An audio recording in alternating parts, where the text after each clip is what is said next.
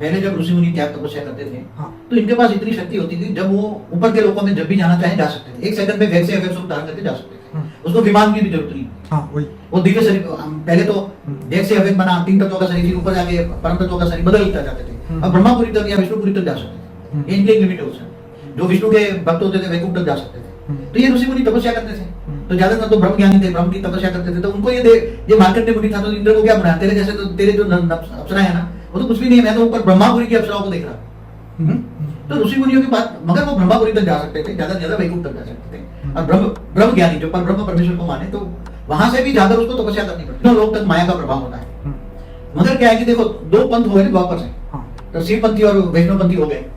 तो आपस में लड़ाई होती थी, तो दोनों विष्णु और शंकर की भी जबरदस्त लड़ाई होती थी। क्योंकि शंकर के जो उपासना करने वाले, जो शंकर के जो भक्त थे, इसके जो फॉलोअर्स थे, वो सारे असुर थे। असुर ही इनकी उपासना करते थे, और वो रावण जैसे लोगों को, भस्मासुर जैसे को वरदान दे देते थे। बड़े बड़े लोग शंकर को भोलेनाथ कहते हैं।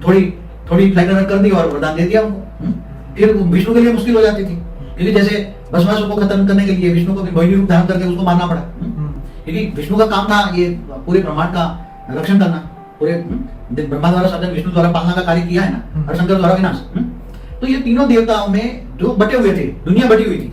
जो देवता थे वो विष्णु को मानते थे, विष्णु की मानते थे, मगर वो उपासना नहीं करते थे उसकी। देवता उपासना नहीं करते थे। जब दुख दर्द हो जाता तो विष्णु को पास चले जाते थे, और फिर वो उसको कहते थे पास, और विष्णु उसको बिना त्याग तपस्या उसको काम कराता था। आप समझे कहने का मतलब? विष्णु असुरों का कट्टर दुश्मन विष्णु था। सही।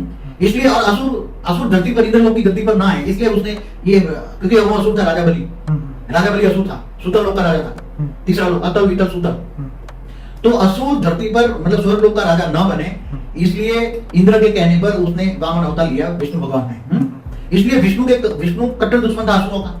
वो नहीं चाहता था कि धरती पर भी असुरों का राज हो, क्योंकि चाहता था वो असुर कभी ना कभी नुकसान करेंगे।